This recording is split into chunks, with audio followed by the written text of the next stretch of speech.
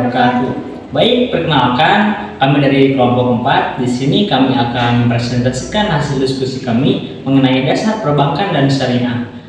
Sebelumnya, perkenalkan nama saya Agil Aziz dan di samping saya. Kenalkan, nama saya Raffi Sarah Kartahira. Selamat menonton. Materi yang pertama yaitu tentang dasar fikih muamalah. Perbankan syariah adalah sistem perbankan yang beroperasi berdasarkan prinsip-prinsip syariah atau hukum Islam, terutama berdasarkan pada larangan terhadap riba atau bunga, gharar atau ketidakpastian, dan masyir atau spekulasi, serta menekankan pada prinsip keadilan, kemitraan, dan tolong-menolong. Tujuan utama perbankan syariah adalah menciptakan sistem keuangan yang adil, transparan, serta berorientasi pada kemaslahatan umat.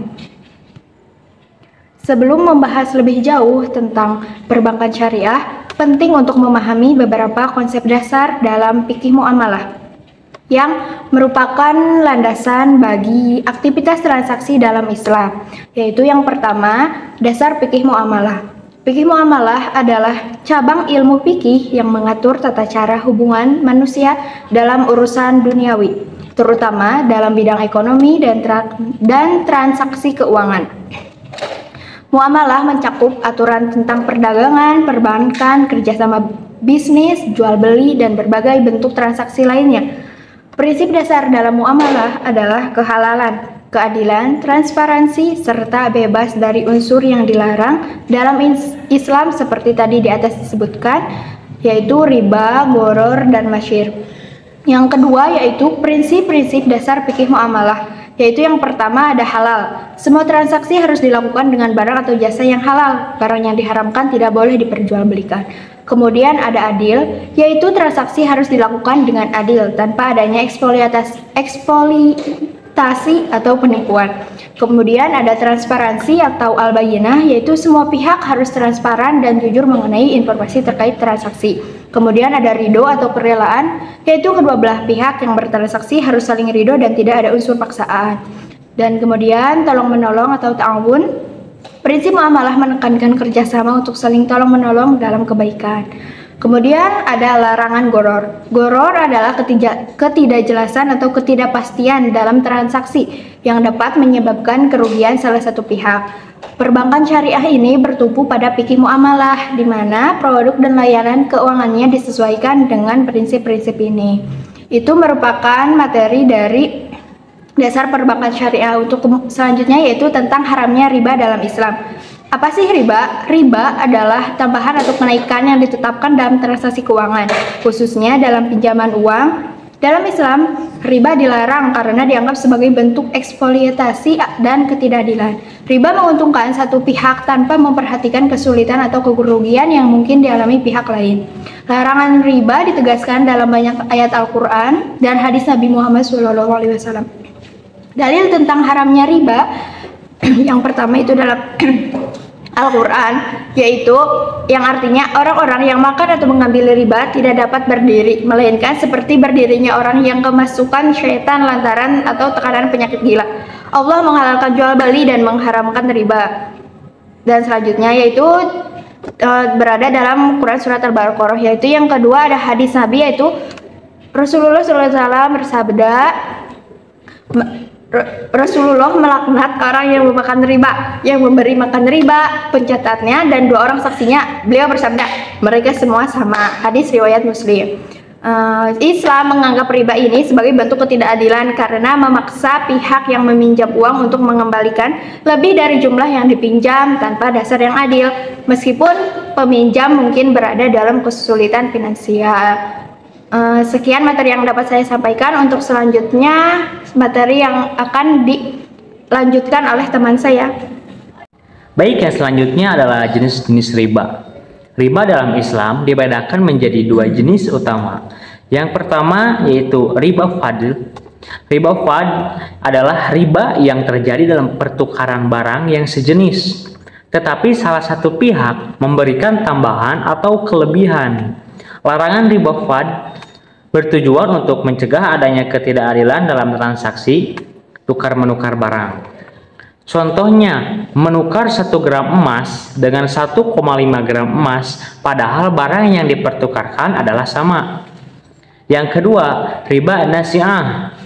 Riba nasi'ah adalah riba yang terjadi karena penundaan atau penambahan jumlah yang harus dibayar dalam transaksi utang piutang. Ini adalah bentuk riba yang paling umum dan sering terjadi dalam pinjaman dengan bunga.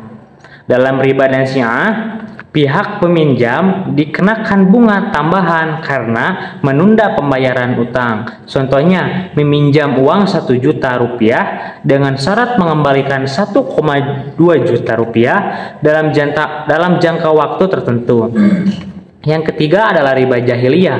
Riba jahiliyah adalah riba yang terjadi pada masa pra-Islam atau masa jahiliyah, di mana jika seseorang tidak dapat membayar utangnya tepat waktu, maka jumlah utang akan ditambah sebagai hukuman. Contohnya, seorang meminjam 100 dirham dan saat jatuh tempo tidak dapat dibayar, maka utangnya akan naik menjadi 150 dirham, seperti itu. Dan selanjutnya, klarifikasi transaksi dalam Islam. Transaksi ekonomi atau muamalah diklasifikasikan menjadi beberapa jenis berdasarkan prinsip-prinsip syariah. Berikut klasifikasi utama dalam transaksi Islam. Yang pertama, transaksi yang dibolehkan atau halal. Transaksi yang dibolehkan adalah segala bentuk transaksi yang memenuhi syarat dan ketentuan syariah, di mana tidak ada unsur riba, gharar, atau masyir. Contohnya adalah jual beli dalam arti atau bai, transaksi pertukaran barang atau jasa dengan harga yang disepakati oleh keduanya. Yang selanjutnya, ijarah atau sewa menyewa. Transaksi di mana seseorang menyewa barang atau jasa dengan membayar sejumlah uang sebagai imbalan. Yang selanjutnya, mudharabah. Kemitraan di mana satu pihak menyediakan modal dan pihak lain menyediakan keahlian dan kerja dengan keuntungan dibagi sesuai kesepakatan. Yang selanjutnya, musyarakah. Kemitraan di mana kedua pihak atau lebih memberikan modal untuk menjalankan usaha bersama dan berbagi keuntungan serta kerugian. Yang selanjutnya, wakalah. Pelimpahan wewenang dari satu pihak kepada pihak lain untuk melakukan suatu transaksi atas namanya. Yang kedua, transaksi yang dilarang atau haram. Transaksi yang dilarang adalah transaksi yang mengandung unsur yang bertentangan dengan prinsip-prinsip syariah, seperti riba, gharar, masyir, atau eksploitasi. Contoh transaksi haram, yang pertama riba.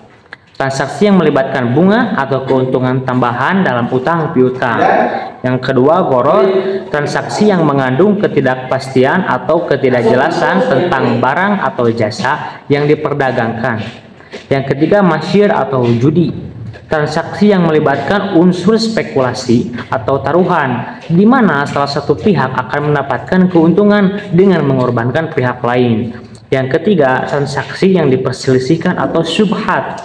Transaksi syubhat adalah transaksi yang berada dalam wilayah abu-abu karena masih ada perbedaan pendapat di kalangan ulama mengenai kehalalan atau keharamannya. Dalam situasi ini, lebih baik bagi umat Islam untuk menjauhi transaksi tersebut demi menghindari keraguan dan dosa. Baik, untuk kesimpulannya, perbankan syariah beroperasi berdasarkan prinsip-prinsip fikih muamalah dengan perhatian khusus terhadap larangan riba, gharar, dan masyir. Hukum Islam menekankan pada transaksi yang adil, transparan, dan bertujuan untuk menciptakan kesejahteraan serta kemaslahatan bagi semua pihak yang terlibat. Dengan menolak riba, Islam berusaha menciptakan sistem keuangan yang lebih etis dan berkeadilan melalui mekanisme seperti mudharabah, musyarakah, dan ijarah. Perbankan syariah menawarkan solusi keuangan yang sesuai dengan prinsip syariah sambil tetap mendukung perkembangan ekonomi. Sekian pemaparan materi dari kami. Mohon maaf bila ada kesalahan. Wassalamualaikum warahmatullahi wabarakatuh.